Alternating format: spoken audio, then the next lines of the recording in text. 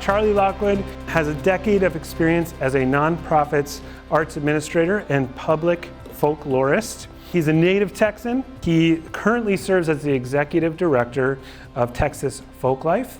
It is the National Endowment of the Arts state-designated folk life program of Texas, which is a mouthful, but that means it's official. It's the real deal. Let's get to meet him. Please welcome to the Creative Mornings stage, Charlie Lockwood. All right, well, thank you so much. Good morning, everyone. Thank you, Ben, for having me. Thank you to the Creative Mornings team. Amazing to be here. Wonderful to be here with you all. So I'm going to tell you a little bit about my understanding of folklore and folk life, what that means to me, and the work that I've done throughout my career, and give you some examples of some of the things that I do and that I've done. And then maybe afterwards we can talk a little bit about your understanding of folklore, and maybe we can get at some of your favorite Texas traditions that you wrote down on your name tag there. I'd love to hear more about those. So I'm going to talk about folklore, the creativity of the everyday. That's kind of the theme of my talk here. Over the past 10 years, I've worked as a public folklorist, as a nonprofit arts administrator, as Ben mentioned, as a performing musician. Spent several years before that studying ethnomusicology. Some of you may know what that is. We can get into that a little bit. And I've spent my career really working to highlight the stories of others, hoping to illustrate the everyday creativity and artistry contained in the folklore and folk life of individuals and communities here around Texas. And part of my journey has also been to learn and relearn what exactly folklore is. So let's talk about that. What is folklore? What is folk life? Thanks to Taylor Swift, for a brief moment in summer of 2020, there were a lot of people that really wanted to know what folklore is. The surprise release of her quarantine album, Folklore, led to a surge in interest about the term, and so much so that the American Folklore Society, of which I'm a proud card-carrying member, launched a whole website, whatisfolklore.org, to try to educate people and explain the work of folklorists. Because you can see this moment here where suddenly everyone wanted to know. So on this website, I encourage you to check it out. It's actually pretty amazing. It gives a great summary of what folklore can mean, what folk life can mean, and great examples of folklorists in action and the work that we do. According to AFS, the Folklore Society, you think about folklore as something that's old-fashioned or untrue. Oh, that's just folklore. Nobody believes that anymore. Nobody does that kind of stuff anymore. But if you can understand it in a different light, folklore actually is something that's essential to current ways of understanding, current ways of how people make sense of themselves and the world around them. Every group, in fact, that has a sense of identity shares folk traditions or shares folklore and folk life. These are the things that people do largely by learning orally and passing on to others and by example. Folklore has a lot to do with how people believe, what they do, what they make, what they know, how they know, and what they say. These are all examples of folklore and folk life. Another couple examples I want you to think about here, the American Folklife Center at the Library of Congress, kind of this premier collection agency at the Library of Congress in DC, calls folk life shared, everyday, and intimate creativity that is shared and passed on.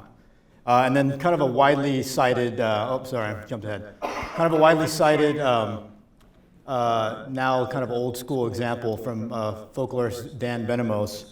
He calls folklore artistic communication in small groups. So I want you to think about that. I mentioned ethnomusicology. It's kind of a sister discipline of folklore.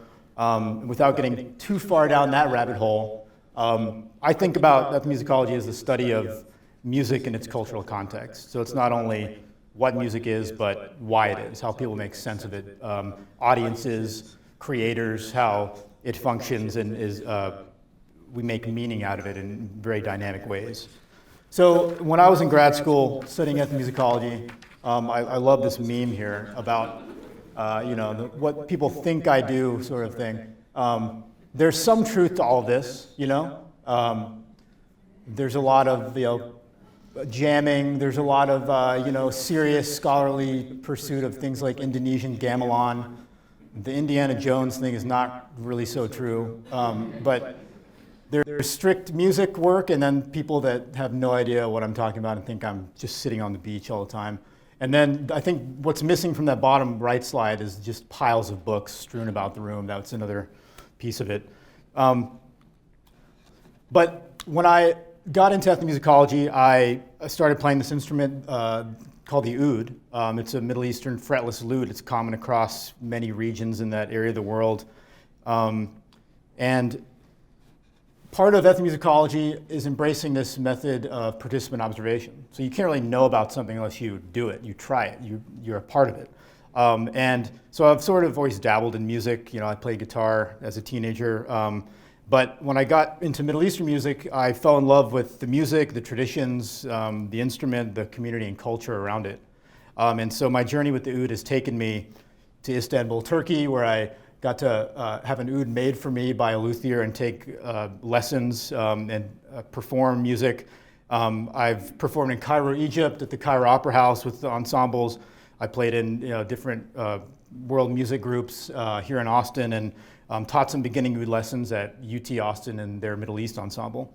While my ethnomusicology experience kind of took me around the world and took me across the US, my work as a folklorist has taken me all around Texas. And as a performer and musician, it's really allowed me to broker community connections and understand what's at stake and important to artists and performers while doing my work as a folklorist. So now I work as the executive director of Texas Folklife. Ben kind of mentioned our designation as the state folklife program with a long history going back to the mid-'80s of research, of supporting different artists and grassroots organizations, and doing a lot of kind of public programming. I get to engage with folklore on a daily basis, sometimes even getting close to powerful symbols and even folk saints. When I started off at Texas Folklife, writing grants, trying to get money to, for the organization, I had this Jesus Malverde figurine that I would set up on my grant applications. Malverde is kind of, this Robin Hood patron-like folk saint of the Sinaloa narcos. And he, I kept him close while trying to raise funds. He knows how to get the money. I don't know if you can see the stacks of green cash in his hands there. But over my 10 years of working with Texas Folklife, I've had the honor of learning about and supporting the everyday creativity expressed by people across our vast state. I believe that one of the most important things that a folklorist can do is promote folklore and traditions of others. So I want to give you a bunch of examples of that work. I've sat and learned from North Texas-based Carnatic Indian vocalists, like this woman here named Sita, who is one of members of our apprenticeship program that I'll talk about a little later. As was mentioned, I've also worked with the Mardi Gras Indians out of New Orleans. I worked to document and play music with some of the folks that ended up here in Austin, relocated here to Austin and throughout Texas after Katrina in 2005. I've documented and attended several second-line funerals in New Orleans. And some of you might be familiar with this tradition, but for those of you that are not, this community crafts these amazing, elaborate hand-sewn suits that they wear and use every year and parade through uptown and downtown New Orleans, and a real sign of community solidarity and self-expression. For many years, I've also worked with youth accordion players from around Texas, really showcasing the artistry of all these different kinds of Texas accordion musics that are found in our state. So if you're not hip to this scene, Tejano conjunto music, Cajun music from East Texas, Zydeco, African-American Zydeco in Houston area in East Texas, and German and Czech polka found throughout the state. These are all traditions that share this instrument, the accordion, at sort of the core of how they sound and the instrumentation. And this is just an amazing example of the common kind of heritage that Texans can share. And so at Texas Folklife, we do a lot of programming around this instrument. I've had the chance to work with instructors like this man in the middle here, Cecilio Garza, who He's been a teacher in the Rio Grande Valley school districts for many years and has a whole performance career as a recording artist and composer, working to nominate him for awards and national recognition. And these tradition bearers are extremely important to communities as friends and as neighbors, but also they possess this deep reservoir of artistry and creative knowledge that they selflessly pass on to others. That's a big part of what I think folklore is. So here's some other photos from some of our work, working with Cajun and Creole musicians in East Texas. We did a workshop for Cajun accordion with kids in Port Arthur with the Museum of the Gulf Coast that I put together a couple of years ago. And then we have this whole program that's a statewide youth accordion contest called the Big Squeeze. It's been going strong for 16 years. And here is an example of what I'm talking about. So these three gentlemen here, Luis from the Dallas area plays Tejano Conjunto music, Donovan, Cajun accordionist from East Texas, and Mason, who plays Texas Czech polka. He's a tuba player, and now he's a college educator, actually teaches band and teaches tuba. So that's kind of been a big part of our work. But there's also many other communities that have their own folklore and traditions. A couple years ago, I began to think about military veterans as a community, as a group that shares values, logic, narratives, and experiences about the world. And this is a large community in Texas. Yeah, I think we have the second largest veterans population, bless you, behind California. And this community is impacted by a variety of challenges, mental health challenges, societal reintegration.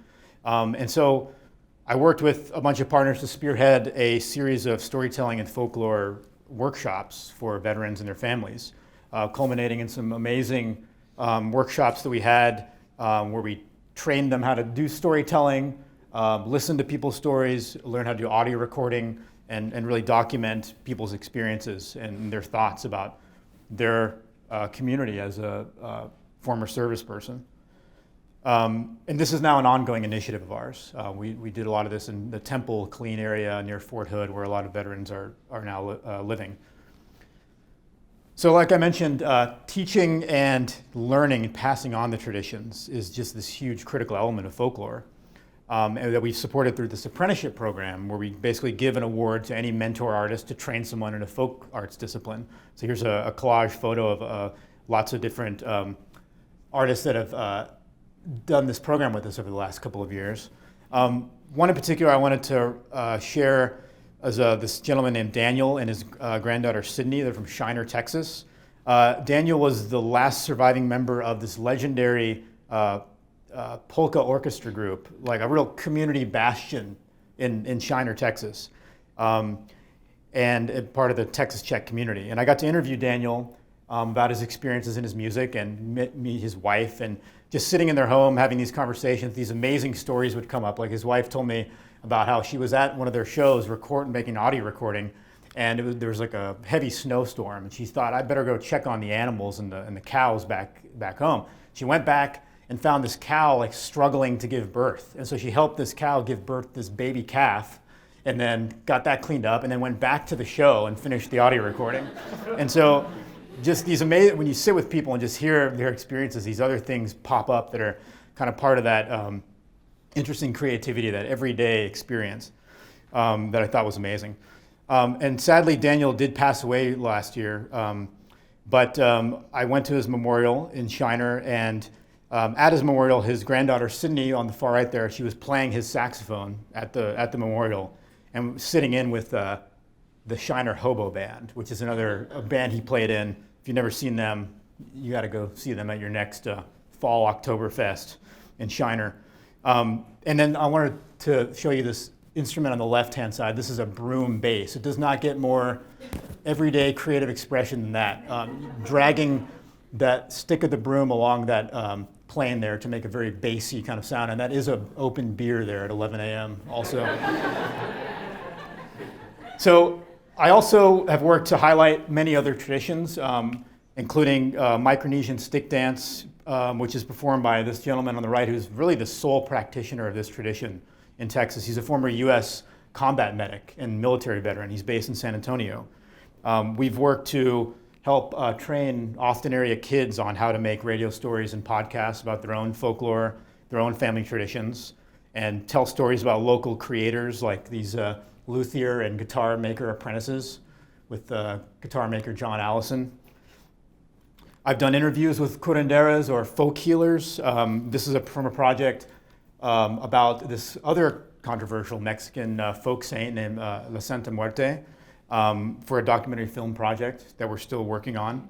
And I've just been continually inspired and impressed by this expressive creativity of the people that I get to talk to and engage with every day. So we've got other ongoing projects. One that myself and my team have been working on is a PSA series that we started when the pandemic started, led by local musicians and performers, really to give artistic-based messaging about COVID, about the vaccine. And this has been kind of a test case for how folk and traditional arts can shape and impact public and community health initiatives. There's a lot of interesting work going on around this kind of stuff right now. And these are available on our website. You can listen to those and watch videos on our YouTube playlist. We're also curating a portfolio of West Texas food traditions or foodways. Foodways and food and questions about how we prepare, how we gather and enjoy food are definitely a rich area of folklore exploration. The breakfast tacos that Creative Mornings has every week, that's a tradition. That's an Austin tradition. And a couple of years ago, I started a project working with some local car clubs here to highlight the constant and ongoing community engagement and support that they do.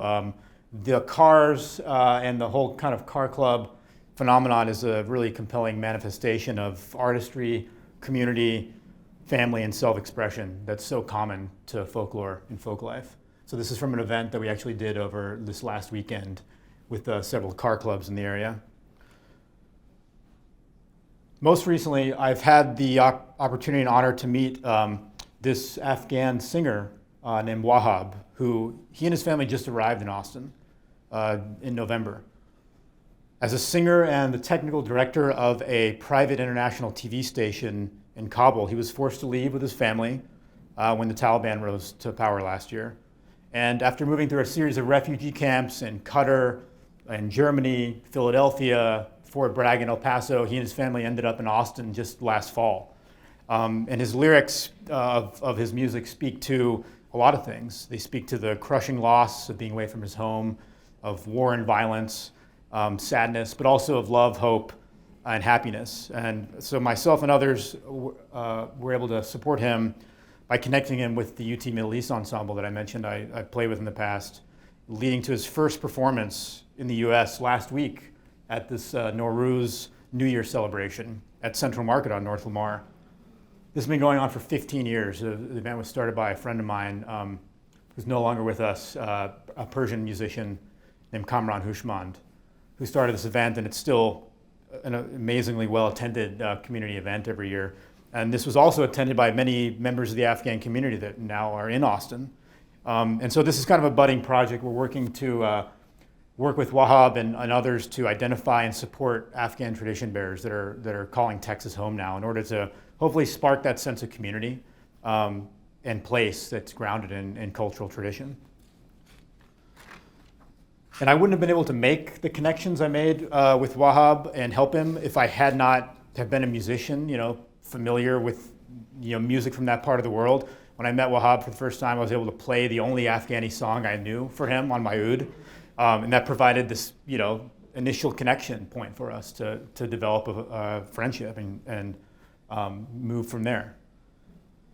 So I've been blessed kind of throughout my career, to be invited into people's lives, into the places where they create, where they worship, where they work, where they practice. And I found that usually people are quite flattered when you show interest in their traditions, and if you do so in a respectful way. So I want to challenge you all to think about a couple things as we leave here today. As you step back into your place of work, your home office, your office, your place where you create, your community, your family, think about who are those neighborhood heroes that you know about but you've never talked to. What are the quirks that make your community unique? What are the family traditions that make your family your own? What are the behaviors, jokes, the fashion styles, the recipes, the artistic and creative endeavors that you undertake, not necessarily for money, but for cohesion, to celebrate and to identify? Because that's folklore. And I want you to learn to see it, to recognize your own, and to show curiosity and openness to learning about it from others. So that's my challenge for you today. Thank you.